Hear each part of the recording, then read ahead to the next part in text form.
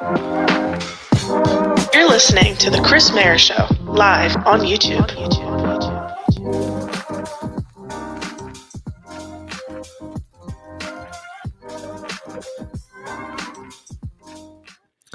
Alrighty, what is up, everybody? Welcome back here to the program, the Chris Maher Show here, Tuesday night, 6 o'clock. We're back at it, and the Flyers are still making moves. It's been a busy day for me. The schedule comes out. You get the Hayes trade earlier. A lot of different things to kind of discuss. I got Joe Watson coming up here at 6:30, kicking it with Knuble here in a minute or two. So a lot of different things. Flyers obviously trade Hayes. Schedule comes out today. Do a little bit of a draft preview tonight as well. And then I got some watch party dates as well. But let me just switch this over. Mike is here, and let's get this show on the road. Literally on the road. There you go. Can you hear me all right? Yeah, I can hear you. Good. I'm literally on the road, so yeah. There you go. So a lot of different stuff happening in these past couple weeks. Obviously today, Flyers make a trade. We talked last week about Hayes getting bought out. He ends up getting traded today. It seemed like it was going to happen over the weekend. Could have been a little bit more to the deal. Might have been Sanheim with him. But the Flyers do trade Hayes for a 6th-round pick in 2024, retained 50% of his contract. Cap hit in St. Louis will be a little over $3.5 million. Just any quick thoughts on the Hayes deal? Well, it's interesting because we talked about it last week, and it's like you have two choices, right? You move them, or you try and set a fire under them, And, right. Danny Keith thought obviously that wasn't going to be what the path they wanted to go with it, and so they got. They end up having to keep half of the salary and get a 6th-rounder for him. So, yeah, I don't know. Again, the guy might find his game there a little bit more in St. Louis. So, who knows? And they decided to cut bait and move on and just eat the money a little bit. But yeah, that's the way it goes, I guess. Yeah, for sure. It seemed like it was pretty much just the fact that I think that type of move was kind of just like, there was no chance of him coming back here and playing. It kind of hurt the other day too, because you had the Ryan Johansson deal that went through, and Johansson, similar type of players that make a good chunk of money, all that stuff, and he ends up getting traded at 50% for not even Alex Galchenyuk, the rights to Galchenyuk, because he's a free agent.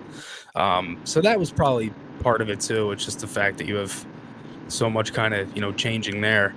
But just kind of going off that, then D'Angelo. He's kind of rumored to get traded too, and that's been one of the things that he's a guy that you're probably going to move. It's weird, Mike. I'm not sure if you saw, but there was the rule with the CBA where, and I'm curious if you've ever seen anything like this, where like there's a rule in the CBA where if you trade a guy on a certain day to a team, and you want to trade him back to that team, you have to wait a year. So the year would be July 7th. Have you ever seen something like that before it happened, where like anything like that, or no? I know you could do it with an unrestricted free agent. You might have to, you could trade him and then have a possibility to sign back. But no, I don't know. These are the rules they're making up, not as they go. That's a bad way to say it. But, there are little loopholes that get closed and they figure it out. But I'm not very familiar with that at all, and just haven't been around that sort of thing in management or anything. So. Okay. Yeah, no, because that's the thing. I mean, it's been one of them things where it's like you have to kind of wait. And I think the Flyers were trying to argue that it was more of different management, because Chuck was the one who made the trade before, and now it's Danny. But anyway, that's a little bit different. Sure. So, say the Flyers do trade D'Angelo. I'm kind of curious what you're thinking about this too. If you trade D'Angelo, that means, and Sanheim's rumored to get dealt too. So just say, for example, those three guys go. You got Provorov, Sanheim, and D'Angelo go out the door. The only guys that you have on contract on D are York, Ristolainen, Sealer, and Walker. Yeah. I feel like, for me, if you're starting a rebuild, you'd have to get another type of veteran defenseman, right? Yeah, I know that feels a little scary and a little raw. I mean, maybe a guy like Ronnie Adder can challenge for a spot or something like that. But you need some stability back there, and it's probably going to be with a couple guys, not just one. I mean, you're talking 3 or 4 young guys there that are going to try and play every day. That feels a little bit naked, and you need 7 that can play, even 8 that are really like can play at 7 and 8, really be right on the edge and be really close to a 6. So that seems to me a little bit of work done, but they are moving some salaries around, and if Tony moves as well, then they can get rid of some more salary. And it seems like the market's getting established for the guys they don't want. It's retained 50%. So you got to be able to accept some of the money, and you're going to have to live with their money anyway, and do your best to try and fill those spots and find 3 or 4 defensemen. And can one come from underneath? One can come from Lehigh Valley, maybe, and Ronnie, or somebody else who can challenge there. And it's hard, and that's Jonesy and Danny, they got their work cut out for them, but they're trying to create some space anyway, and trying to make a spot that they do have that cap flexibility to get somebody. I think the cap's going up $1 million next year again, so you're not getting any help from the league. So you're kind of, again, everybody's kind of making the same soup with the ingredients they already got, right? It's not the same, it's just you're kind of stuck with what you have, and you got to get creative and try and get rid of them. And at least the new rules, right? You can have somebody eat some. You can eat some of your own financial bad mistakes. That helps a little bit too. You don't have to pass everything off to everybody, but it's going to be. You got to get creative, and you got to hope, and you got to get lucky that somebody's going to step in and fill that job. Yeah, no, for sure, and that's the thing. Like, because my thing too is like, if you're rebuilding and you're starting this new era of Flyers hockey, I just can't see how you would send a bunch of rookies into these really high-end, roles like first pair, second pair, playing a lot of minutes against top guys in the league. Like the Flyers are like, it's just setting them up for just total disaster. Well, it sets it up for a team as a disaster because they're not ready for it. It's the best league in the world, and you've got to bring these guys along and give them a little bit. And individually, you ruin their confidence. So then their play really goes into the crapper. So it's everybody. All these young guys come up. They want, give me the ice time, give me the ice time, give me the ice time. And the reason they don't is because you're not ready for it. And every young guy, of course, you think you're ready for the ice, but you're not. And that's why they protect you and get you confident and get you going, and then give you a little bit more, and then you'll probably take a step back, and they got to sit you back a little bit, and then keep going. And that's just it's just this up and down and the give and take of having a young player. Every young player, I'll be a number 1, I'll be a number 2. No, you're not. You're not even close. You'll be so scared to go on the ice in a month. You won't even want to be on the ice anymore. You'll miss playing against a third or fourth line where you actually have a chance to be successful. So you got McDavid's and those guys breathing down, the Pasternaks, those guys coming down your throat, man. As a young 1 or 2, it is really hard to be ready for that. I guarantee you that. Yeah. And I'm curious, for you, was that something that you kind of dealt with too? Like when you were younger and getting in the league with the Red Wings, was that something you dealt with, just wanting to play? Well, I think, you want to play because you're trying to stay in your career and you want to prove that you can, hold a job, but mine was probably, it wasn't held back because they were trying to slow me down. It was just because I didn't have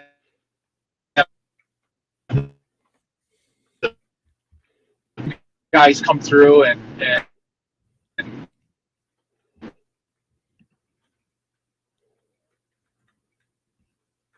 kind of losing Mike a little bit. And I've come through and they just get a lot, and they get a ton from. I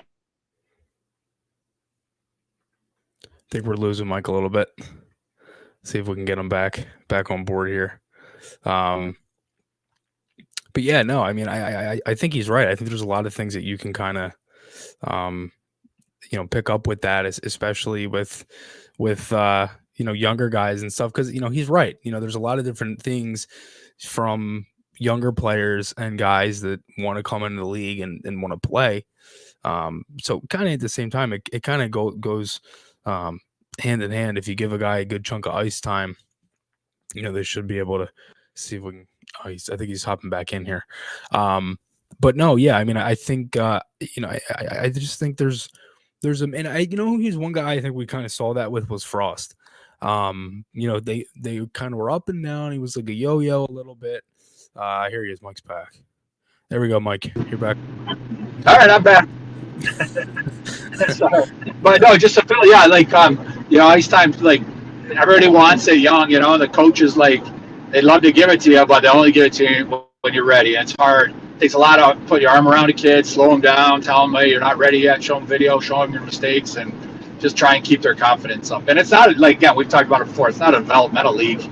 When you come in, you got to come in and play and win games. People get fired if you don't do well, so it's not people don't have time for you to quote unquote develop as a one or two. You got to be ready for it. Exactly, and that's why the AHL is so important. And for you, coaching there for a little bit, I did see the video the other day that the Griffins put out. Again, I'm not sure how much you can talk on it, but stepping away from the Griffins and coaching, just kind of talk about that a little bit, and kind of the decision at least. Yeah, no, it was I've done that the last 7 years there in Grand Rapids, which is Detroit's farm team, and working with their young guys in the American League, and it worked out great. It was like 3 miles from the house. I worked with Jeff Blashill, who was a head coach of the Red Wings, Todd Nelson, who just won the American League championship again. Yeah, and he won one with Grand Rapids, and then Ben Simon, who was an assistant on that and was the head there for the last 4 or 5 years. So Ben's, they relieved everybody of their spots, and then I had they asked if I was interested at all in working full time, and I was like, well, I've been out a while and got 2 boys playing Division I hockey, so I was kind of like, I've learned to like my flexibility, and so maybe it's time to move on. So the Griffins did a real nice thing for me, and I didn't think about it, but because I didn't really even retire from the NHL when it was time, I just kind of faded away, But they were like, well, our fans are wondering what's going to happen with you, so. I'll probably, I still coach like a U16 team, so I've been able to take a lot of the stuff I've learned from the Griffins and then move it on to the 16 team. And in the piece, I even mentioned, I said, you learn a lot. I learned more as a player, more as a hockey person sitting in that office as a coach than I ever did as a player, because you're worried about so many other things when you're a player than just playing to get. You're worried about everything, And right. So it was certainly an eye-opening experience to be there and be a coach, and it was great. So we'll do some different things, do a little bit of some of the side business, some in, and try and get some of that stuff going a little bit more. Yeah, for sure. No, and again, congrats to you. It's a great career in coaching and playing and everything. Just kind of going off that, you mentioned your son, Cole, could be drafted this year in the 2023 draft. Just kind of talk about him a little bit. What are some of the things that you guys are kind of hoping for, and hopefully he ends up getting drafted this tomorrow or maybe Thursday. Yeah, I know he's probably going to go on Thursday. So he was eligible last year and wasn't drafted. Ended up going to a Detroit's development camp. And this year he followed it up. We thought he had a really nice year in Fargo. He played Fargo in the USHL last 2 years. He followed it up with a really, really strong year this year. It was, all first team USHL. It was USA Hockey's National Junior Player of the Year. Won a big leadership award in the USHL. So he did everything. Increased his points, had 30 goals, 66 points. Played for the USA in this World Junior A Challenge. They won that. He was the captain of that. So had a really nice year. So he's put him in a good spot. And so, currently he's down in Notre Dame. They have a 6-week program going there and all that. And he's taking class and getting better as a player. So, yeah, we're certainly excited for Thursday. Certainly we're nervous as well, too, really nervous as a parent. There's nothing you can do. But, at the end of the day, he's done everything he could do to put himself in this spot. There's not one thing that, you can say as a coach that he should have done better or could have achieved. It took his team to the finals and everything. So, we got our fingers crossed, and he's kind of rated in the middle somewhere. So I guess we'll see, And at the combine, he even interviewed with the Flyers, which was great. Great for him. Yeah, no, that's awesome. And, again, I mentioned it the other day. I kind of put it out there, the Flyers have, 10 picks in this draft too. So anything can happen. And, good luck to you guys and to him. And hopefully that ends up working out. Just kind of going off that, though. Flyers have 2 picks, first round, number 7 and 22. Are there any guys that you kind of been looking at that you would maybe want to, if you were in that spot, if you were walking up to that podium, who would you take at 7? Yeah, there's, it's a couple. Draft day is always so hard, right? Because guys, everybody, you see these big lists, and then everybody has their own list, and it could be a last second trade or whatever. But a guy like Ryan Leonard, who's, he probably could go anywhere from 4 to 10 in there. He's a USA. I think he's going to BC or something next year, and I think so. yeah, he's a USA hockey guy, '05. I've just had a chance to see him play a little bit. He seems to be, he's not the biggest guy. Cutter last year, you got Cutter Goche, who, we grew up playing against. He's, a little bit bigger, 6'2", 6'3". This guy's a little more compact, but plays really hard and was with the USA.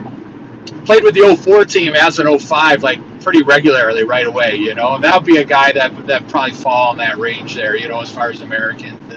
I think Will Smith is another good young player.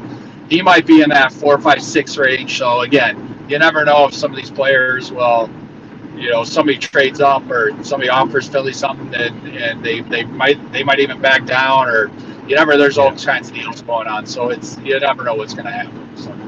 Yeah, for sure. I mean, especially there's so many different things. Obviously, Michkov is one of the big ones too. Matvei Michkov, he could drop. Oh yeah.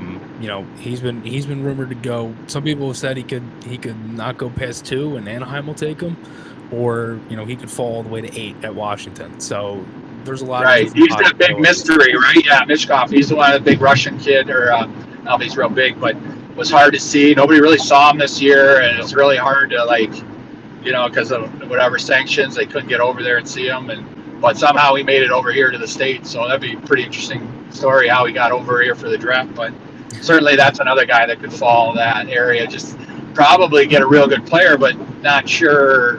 Right. Nobody's seen him, and that's why he'd fall. He might be rated higher if somebody saw him play a lot this year. Yeah, exactly. Like, it seems like teams now have been able to get scheduled to talk to him. I know the Flyers, they are talking to him. Briere did say it at the press conference a couple weeks ago, the pre-draft presser. I know Columbus didn't talk to him, and they pick at 3. Seems like they're going to go with Leo Carlsson, but we'll see. Obviously, it's going to be a pretty big night tomorrow, and there's definitely going to be other trades and things like that. Just one last thing, Mike, before I let you go. Free agency. It's one of the topics that no one's really talked about with the Flyers a lot because they don't have a lot of cap space to do much. They moved out a little bit today with the Hayes deal, but not that much for anything significant. Just kind of curious, as a player, and I think I lost Mike again. Oh, all right. Anyway, we'll see if Mike can hop back in here, get him in for this last question or two. Unfortunately, it's raining near me, so that might be part of it, and also Mike's driving.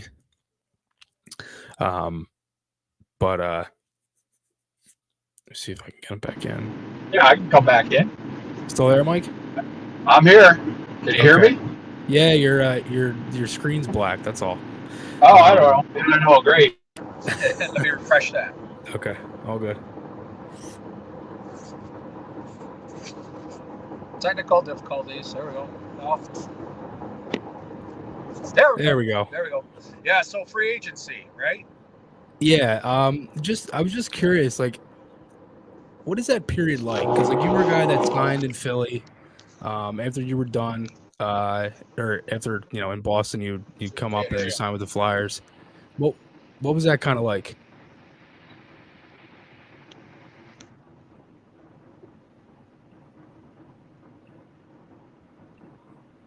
Can you hear me, Mike? Sorry, buddy, I can't hear you. Oh, you can't hear me? Oof. Let me see.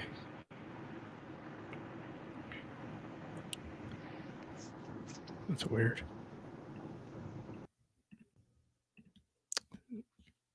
Gonna get Mike to hop right back in. Apologies. It's getting a little iffy. All right, I'm back. I don't know if I can hear you though. Now I can't hear you. Oh, I gotcha. Can you hear me? Mm-mm. I'm back.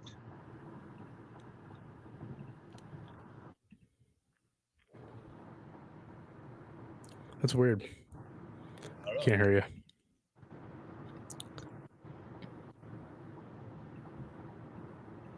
Not me?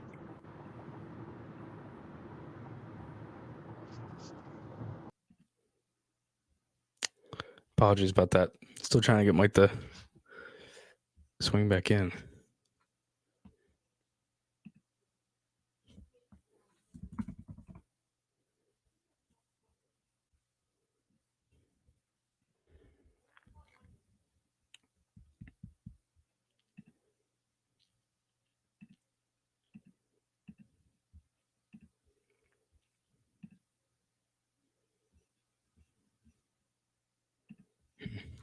No, yeah, I mean, I think. Sorry about that. Just wanted to kind of clear that up. I just wanted to, I was going to ask just about some free agency stuff and, just kind of what that was like for him. When he kind of went through that, and I'd read some things about him kind of signing here and stuff like that. But it'll be interesting. Free agency will be a hot topic. Here he is. I'm back now. Can you hear me? I still can't hear. That's so weird. Yep, I can hear. That's weird. Huh.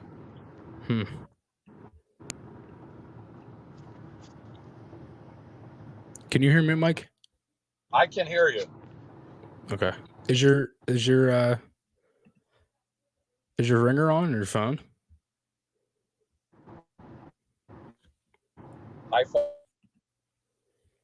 iPhone microphone. That's so weird. Everybody can hear him, Yeah, but I working. can't. That's so crazy. All right.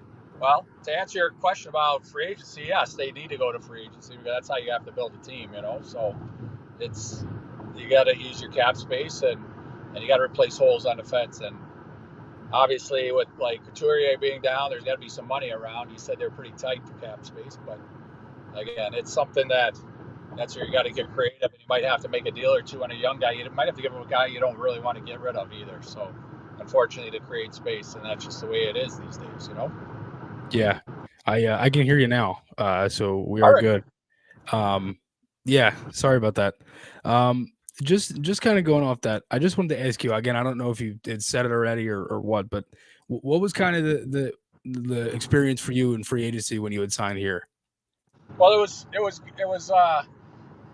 one was fun. Yeah, it was fun. Like when I signed with Philadelphia, it was funny because the first day of free agency, now you have this recruiting period, and so some teams are coming after me. I didn't think I played very well against Philadelphia in my career, and so for them to come after me was kind of funny, even though I was pretty productive in Boston. I guess that doesn't really matter, but yeah, you had to wait till July 1st. I actually missed it by a day the year before because I had a July 4th birthday, and back in the day you had to be 31 years old, so I had a 30-goal season and then couldn't sign as a free agent. I had to play another year. I missed it by 3 days, so I had to go back around. And then, Philadelphia was right on me right away. So that day I worked. This is July 1st, 2004. I worked out, played golf, had a baby, and then signed with the Flyers all in one day on July. That's a fun day. So Cole is the one we were talking about earlier, who's going to be who's draft eligible here. That's the one we had the day I signed with the Flyers. So I guess it would be a really good story if he was born on that day, or was drafted by the Flyers. It'd be a really good day, So yeah, that'd be sick. That's a fun day. Yeah, that was a full day. I got a lot done that day. So. There you go. No, Mike, this was great. Obviously, the tech stuff, it's kind of like what you said. The first time we ever did this, it wouldn't be a podcast without technical difficulty. So there you go. Yeah, I'm sorry, I can't. I'm just about a half hour from home. Had to drive down to. My daughter was caught on New York City, with all the rain. Lights. Yeah, she's supposed to get home Sunday. She snuck out of there somehow today out of Newark. It's crazy, trying to get her out of there. So. Gotcha. No big deal. All good. Great. Yeah. No, Mike. Thanks again. No show next week. For the holiday. Happy early birthday to you as well. Thanks. It is my birthday. Yeah, I'll be having. That's the best birthday to ever have. And anybody out there who has a July 4th birthday, happy birthday. It's the best birthday you could ever have. It's funny. Mine's actually the day after. So when I was younger, I always thought that the fireworks were for my birthday. I had no idea. But yeah, no. Thanks again, Mike. I appreciate it. I'll talk to you in a couple weeks, and hopefully all goes well at the draft this weekend for you and your family and Cole. You got it. Keep an eye on it for me. I will. All Thanks, right. Chris. See you, Thank Mike. you. Yep. There he is, Mike Knuble. For Kicking It With Knuble. There we go. Yeah, again, I apologize for the couple technical difficulties that I did have. I do have Joe Watson coming up here in a couple of minutes. But just curious, what's everybody kind of thinking about the Hayes deal today? And I guess latest things with the Flyers, because it's been interesting. I think, for Hayes specifically, not the best trade, right? But I think there's a lot of different things that kind of go with it, and I think for getting rid of a guy like that, it's not necessarily the best term and all that. But specifically just the fact that you're getting a guy that you're getting rid of a guy that I think genuinely liked playing here. It's really unfortunate with the whole Torts thing, man. I said in my video earlier, I was like, I really thought he was going to be here the entire time of his contract, like the 7 years. Soda Man, what's up, brother? Thank you for tuning in. I appreciate it. Luca J says, wish we got more, but it was good to move him as he had a bad relationship with Torres. Also would have liked to get St. Louis. Yeah, I hear you. I mean, it's I don't think it would have happened either. I think for us, it was so much money, man. Like 7.1, that's a lot with a flat cap, and the Blues only have a couple guys that make around 7 that could have came back, and a lot of them are no move, no trade. It would have been such a hard deal, so complicated if you would have did it, and that's why the Krug thing fell through, because it would have been Krug and Hayes and Sanheim going there. You got who did I just think? You have Sanheim and Hayes, you have Krug coming here and all that. I'm like kind of all over the place. Yeah, I agree. Cards 88. I agree. I think he did the best he could. It sucks with Hayes because it's like I think he genuinely would have been the right guy to play here.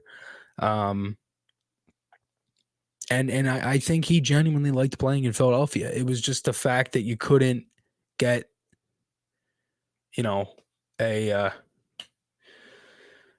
the right mix.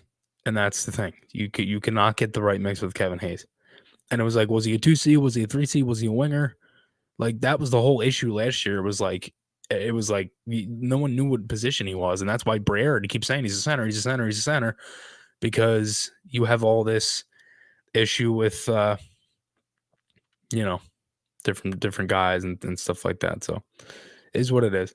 But anyway, Hayes is gone. 6th-round pick in 2024, 50% retained, a little over 3.5 Flyers save, also retain. I would much rather do that than buy him out. I'd much rather have a pick than buy him out and some cap space to do something on Saturday if they were to do that, or in a couple of days here. Or just throughout the time. Go ahead, Dad. I got Joe in a minute. All right, real quick, and boot me if Joe gets on. I love what you do with Knuble, man. These guys are really like getting, like a rapport going there. Great job.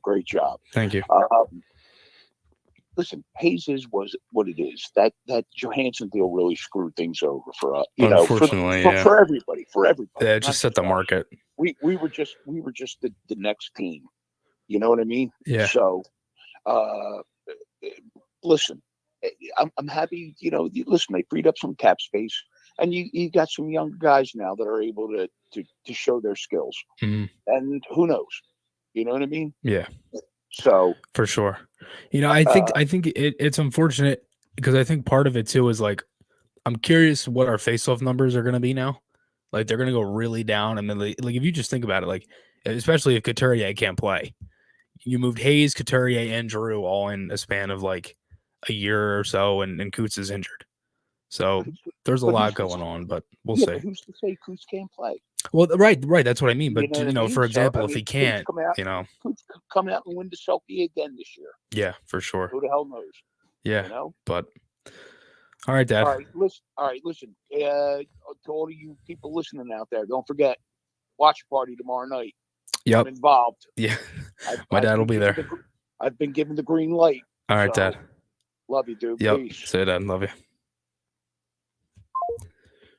I don't want to run him off the air, but Joe should be calling in a minute here. We will see what happens in the next coming days as we got more stuff coming for the Flyers, and obviously the rumors of Sanheim, the rumors of D'Angelo. There's so many different things. But I got Joe Watson here coming up in a minute or two. Hopefully get Joe to ring in.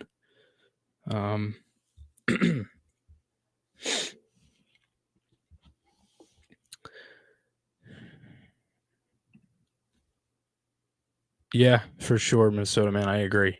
I think tomorrow is going to be a big day. I think there's going to be a lot that kind of goes on. There's going to be some different things. I don't know what you get for Sanheim, though.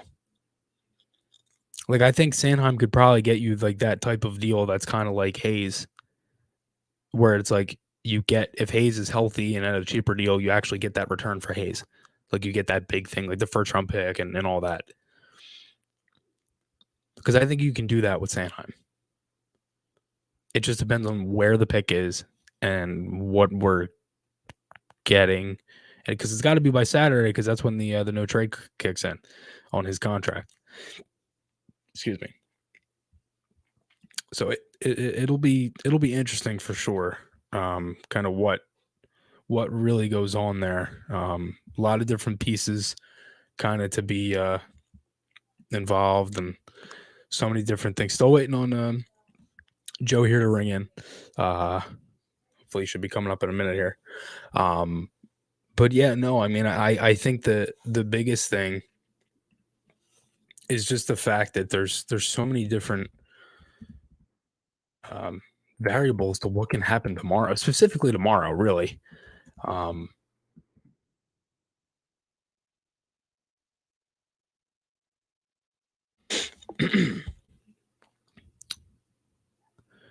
84, yep, 84, 85 Flyers, yeah. I talked about that with Dave Pullen last December. I'd love to get Pulley back on here. I'm gonna try to do that. That just reminded me. I wanted to do that. But yeah, no, I mean, I think the big thing with the Flyers now is kind of like that mentality, right? Like, you have to be at that same, like, you have to have that same mentality. Like, no one thought that team was gonna win, right? And no one thought they were young was the thing. Now, are the Flyers next year going to go to the Cup final? Hell no, right? That's not happening. But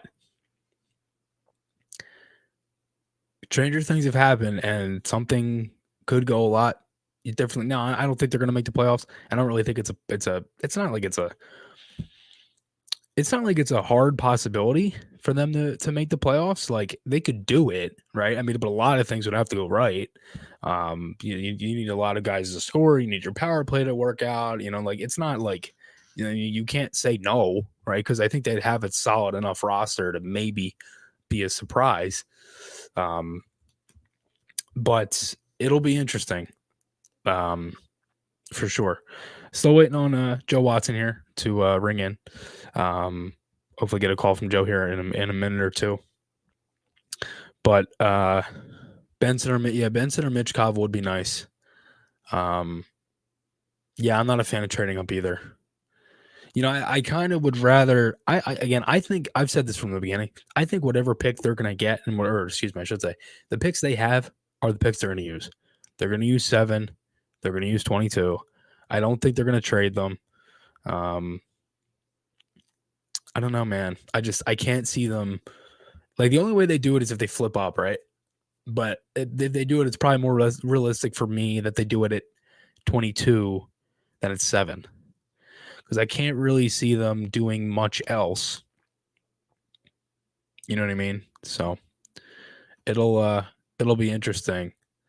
Yeah, Leonard. I know Mike mentioned Leonard as well, which is a good pick. I think he's a guy that I definitely would take a look at. Dvorsky's another one. Reinbacher, Willander, Simashev, Michkov, obviously. Benson, if he's there. I'm not a huge fan of Benson, but it's possible. Just too small for me, I think, is the thing. But yeah, it'll be interesting. I mean, I think the one thing with this team is just the fact that you have so many different variables of who's going to be here, who isn't. Just a lot of stuff. There's a lot of different things that can happen here. It'll be interesting for sure.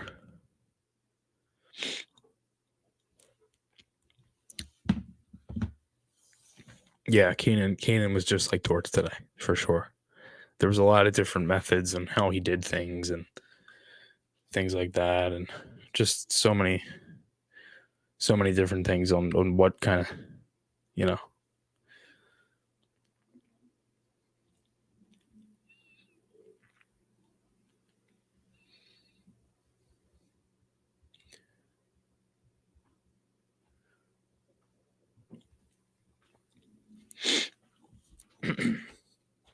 Sean, you were 13? Sheesh. Just messing with you. Yeah, no, I mean, I think there's a lot of different things here that we can kind of figure out with this team in these next couple of days. These next couple of days are going to be crazy. Like, we get the schedule. Any games anyone looking forward to for next year? I know it's kind of a trying to think. It's not a bad question. It's just like the Flyers are so unfortunately low on the poll at the moment that you know, you're trying to figure out what's gonna kind of go on here. Still waiting on Joe to ring in. I'm not sure if something came up, or I haven't heard from him. Unfortunately, it's a little hard for me to get a hold of him. I have to call him because, you know, it's just there's a lot of different things that kind of go along with it. So give it a couple minutes, but it doesn't seem like that we're going to be getting Joe tonight. Maybe we can reschedule. I do apologize if that is the case, because I was really looking forward to that interview. And again, I do apologize for that if that, you know, is the case. But hopefully Joe ends up bringing here in a couple minutes. But yeah, no, I mean, there's so many different things, and I think free agency too. You know, as we wait for Joe to come in, there's a lot of different things for free agency on Saturday. Like, there's so many different guys. I'm curious where Van Riemsdyk ends up, you know, coming off of this year for us. Barbashev is another one. Like, there's a lot of different things here that can kind of play into it. Orlov, obviously, Ryan O'Reilly, what he gets. Let me see. Yeah, Barbashev, like I mentioned. There's a lot of different guys. Bertuzzi, that seems like everything with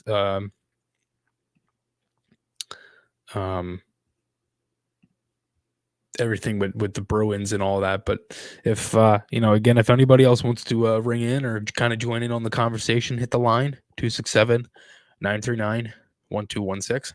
Again, 267-939-1216. It's on the screen there as well. If anybody wants to call in and join in on the conversation, it'll be interesting. A lot of different things, kind of, you know, what can kind of go on and stuff like that for these next couple of days, and especially when you have you know, 2 first-round picks, hopefully adding another one. Yeah, I saw that the new Bruins logo they're doing with that 100th anniversary. It's pretty neat. I thought it was a good idea. They got the new jerseys and the new not really new. They're the old jerseys in a new way with the old logo. Kind of going back to that old style where it's like that old kind of spoked B kind of thing.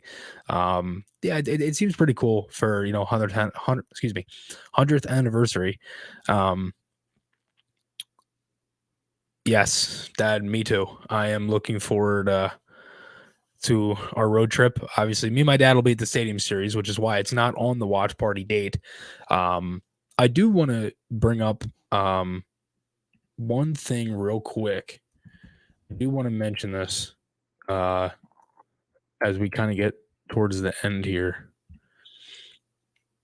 Couple watch parties. The watch parties were a huge success. Got Sean ringing in. Sean, how are you, my friend? Chris, happy draft eve to you. Thank you. How are you, my friend? Oh, not too bad. But I guess we should start calling you the trade whisperer. What is it? 2 out of the last 3 weeks on Tuesday, you've done a show and trades have been consummated. It's like Danny Briere knows that I go live and just says screw my plans and wants me to talk about trades. That's yeah. what he My wants to do. phone, the battery is toast because all weekend I've been looking at Pascal and you and Amadeo and Haley Taylor, and it's like I should have just waited for Tuesday, knowing that this was going to happen. But yeah. You know- Yeah, dude, like there's been a lot. I mean, it's been interesting. A lot of different moves, a lot of different variables, and what happens tomorrow specifically. Well, I am disappointed that the original Blues configuration of the trade, whatever that was supposed to be, didn't come about. Because the way it was described, it was supposed to be of epic proportions, and we're never going to know. Thank you, Torrey Krug, for vetoing the deal. But the Hayes thing. Over the years, I guess with Tortorella, if you're in his doghouse, you tend to stay there. Mm-hmm. So I think it just became time to part ways with Kevin and get a hoagie from Wawa's and a couple packs of gum, basically in return. But you had to let him go. I mean, it was what it kind was. of gum? I don't know. I used to like this gum called Freshen Up, I think. It had this like glob of mint in the center. It was awesome, but I don't think they sell it anymore. They have all this cack stuff now, but There you go. I was thinking more of a, juicy fruit or spearmint, but there you go. Yeah. Yeah, no, dude. I mean, I think the one thing with that was just the fact that like everybody heard the 4 players and it was like, oh my God, wait. Oh my God, this is a 4-player deal. And I'm like, no, like that's not happening. There's no way. Like if it was, it would have been like an 8-player trade. You know what I mean? It would have been something like the Lindros deal. And I'm like, there's no way that's happening to flat cap. Because it's like people are like, oh, like the Flyers are only going to be able to get picks back. I said, how? I said that it's going to be like over $20 million going to St. Louis with Sanheim, D'Angelo, Hayes, and I think Lawton was part of it. It's going to be close to like 15, 20 million. Like we'd have to get like a whopper of a deal where it's like Kyrou or somebody like that. And you can't tell me otherwise that someone like that, like a Kyrou or a Thomas or a Parayko or even a Krug, obviously, and before he was on vacation and just had a kid and all of that. Yeah. Like there's so many different things, man. And and I think it was just like the Flyers, they just said we need to get rid of this guy, and because it was like he wasn't going to play, Torts, there was going to be an issue with that. It would have just been a whole carousel thing from last season, and it would have just been an entire mess. So thankfully, they ended up kind of ending it early, I guess, and getting the deal kind of done and just kind of accepted what they could get, because really the Johansson deal kind of screwed everything, unfortunately. Well, I posed this to you on Twitter, and I'll pose it to you here again. If you're Carter Hart or Urson or Peterson, I mean, with all these defensemen either gone or soon to go, don't you start wanting to put trade requests in yourself? You're going to be facing a lot of vulcanized rubber in the fall. It's going to be shooting gallery night in, night out. Mm-hmm. So, yeah, I look at it like this, like, and I just said this to Mike as well. I can't remember if it was before we had the tech issue or what, but I had mentioned just the fact that you got 4 defensemen on contract, if Sanheim and D'Angelo are traded, you're going to have to get another defenseman. You're going to have to. There's no way that you go into a season like this and a rebuild and a new era of Orange and just play and throw Cam York and Ronnie Adler on your first pair and say, go at it, boys. Like, I can't see that happening. And and also you got to think too, this is John Tortorella. Cam York couldn't even make his camp, right? And again, I'm not saying that, York is a bad player or anything like that. I'm just saying, like, whoever, like, if anybody thinks Adler is going to make it out of camp, or Zamula or Emil Andre, I've seen that. I can't say it because I'm like, York couldn't even do it, and he's our best defenseman out of all the younger guys. These guys are going to probably have to play a good chunk of the season, definitely high value, before any of them sniff the NHL. That's just kind of how I say it. At this point, Brandon Manning and Andy McDonald may be brought back into the mix. Who the hell knows? But I'd bring back Radko Gudas. There you go. Moving on to the draft. Look, the draft to me revolves around one player, and that's Matvei Michkov. Where he goes determines everything, how other things are going to play out. I mean, I still think there's a possibility he could fall to 7, and the Flyers may not have to trade at all. I'm going to say this to you now, Sean. I think he's a Flyer. I think he's going to come to us. And I think this is going to be the reverse Bedard. Like, we didn't get Bedard. We wanted Bedard. We're going to get Michkov. That's how I'm looking at this. Well, let me put it this way. Look, I hope as I sit here tonight, the night before, that the Flyers have a great draft. But I'm relieved to know that if they don't, I get to watch you and Ed explode on camera tomorrow. There could be tables overturned. If they get Matvei Michkov, I'm going to go absolutely apeshit, just letting you know. You could break some Flyer collectibles, I mean, if they screw it up, or in celebratory cheering. I mean, either way. But I'm also wondering, and I said this to somebody on Twitter yesterday, wouldn't it be something if Danny Briere is playing his own game of cat and mouse with Michkov, meaning, like, look, we like the kid, but we're not totally sold on him. But let's make the Capitals think that we are. And if they can't jump us with the trade with Arizona or whatever, maybe we can get them to trade with us. If you want Michkov that bad, okay. Yeah. We'll take your first-round pick, a first-rounder next year, a second-rounder this year, and maybe one of your elite-level prospects. Yeah. Maybe this is all a con game that Danny's playing. Who knows? It's a really good question. I think the biggest thing is just the fact that because like everybody said Washington, right? Everybody said, oh, well, you got Ovechkin and he needs a Russian. He needs a Russian to play with him because Nutsov's been rumored to get traded, right? And all this different stuff. And I just look at it like this, like, if they want to leapfrog the Flyers and take Matvei Michkov, then you get 8 and you get a second-round pick this year. You get whatever second-round pick the Capitals have if they have one. If not, you get another first-round pick. Like, you have to hold these guys accountable. Like, you can't just flip a pick and again, I'm not saying that like Danny would do that, but I'm just saying, like, if that's the case, you have to you have to get something. You have to get that 8th pick. You have to get something else. But we'll see, man. It'll be interesting. Sean, well, I was hoping you'd put a spy in the room and let us know how the interview process went with him. But look forward to tomorrow. But in closing, I am quite disappointed in you. My Sunday Flyered Up newsletter not delivered. Slacking again. I was going to give a testimony here tonight on what a great read it is, but your laziness caught up with you, and I just can't do it. So we'll try again next week, but let's do better, okay? Let's do better. It'll be back next week, I promise. All right. Thank you, sir. We look forward to tomorrow night. All right, Sean. I'll talk to you, man. All right. Take it easy. You too. Bye. Anybody else wants to ring in? Go ahead. Emmy, how are you? My girlfriend tuning in. There we go. She's a beauty. Timmy, what's up, buddy? How are you, my friend? Nice, buddy. That's awesome. It's got Timmy does his own Flyers pod. Check that out. It's pretty neat. No, Soda Man. I don't know, dude. It's hard.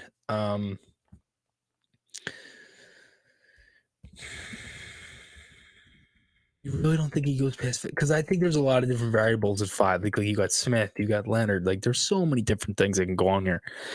Again, if anybody else wants to call in, I think I got a call from Jeffrey who was ringing in. Jeffrey, if you're still here, ring back in, my friend. I'll pick up. But yeah, no. Washington is the second this year and 2020. Yeah, that's what I mean. I would get their 2 seconds. I would say, okay, we want 8, and we want both your seconds. You want Mitchkov that bad? There you go. Then no. Then we're taking him. That's what you do. You have to do that.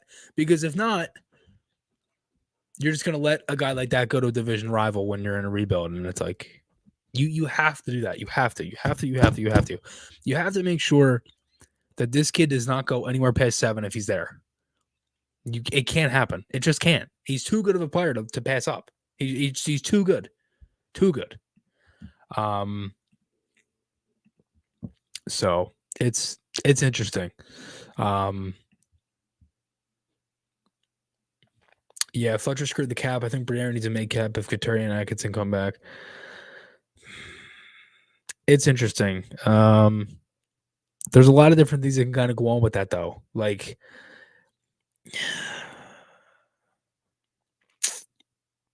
because if you add Coots back and you add Atkinson back, it's like 13 something, around 13 added back. Like, there's a lot of different things that kind of go on.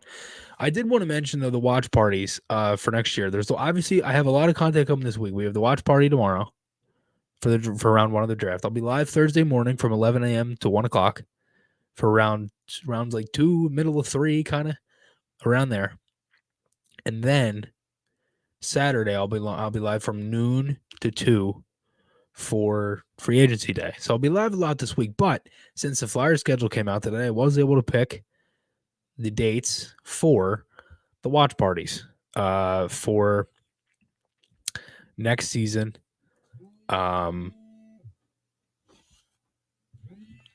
This call says scam. Oh, this might be Jeffrey. Jeffrey, is it you? Yes, it is. Hey, Jeffrey, how are you, buddy? Well, I'm having some problems with pain right now, but I wanted to know about Atkinson, and I'm really excited about the new season and the schedule. Yeah, dude, me too. I think there's a lot of different things for next year, especially if you get,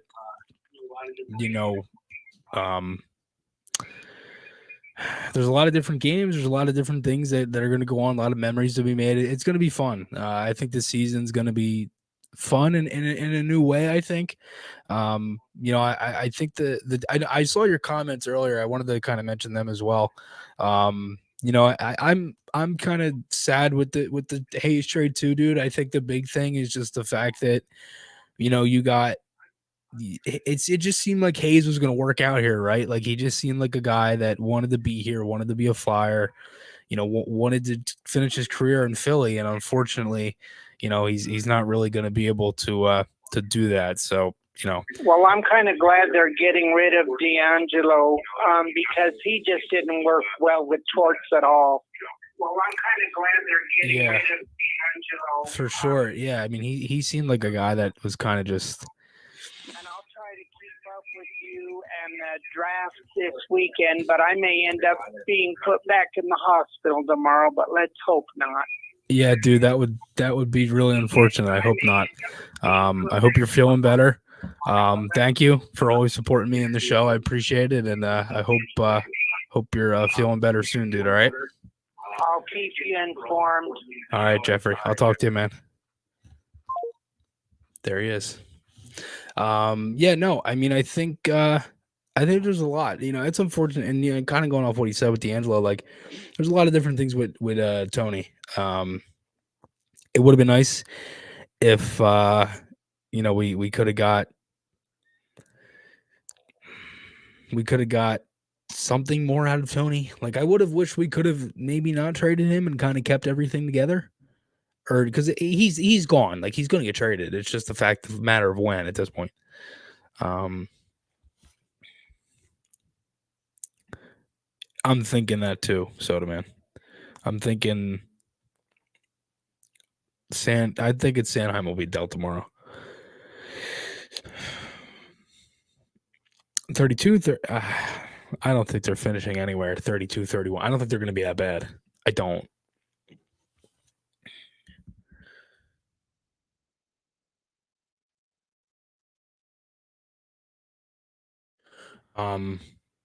Yeah, no. I mean, again, I do apologize. You know, I was supposed to have Joe. Unfortunately, that didn't work out. I think we'll finish around 25, 26. Yeah, something like that. Yeah, unfortunately, I apologize again for not getting Joe Watson. I'll be looking to reschedule that. Thanks everybody again for all the support. It was a good conversation talking about the draft, everything else. Thanks again to Mike for coming on for a little bit. I know we had the issues, the audio and all that stuff too. But thanks everybody again. I love doing this show. This has been so fun. Super, super happy and grateful to kind of sit here and talk about this stuff with you guys every Tuesday and even, on other days as well. So it's been a lot of fun. Thanks everybody again for all the support. And I will talk to you guys all again tomorrow night for the draft stream here. And I did want to just mention this before I left because I did get the call. But let me just put this up here again. This is the streams, the watch parties for next season, 2023-24 Philadelphia Flyers. I'm trying to pull this up.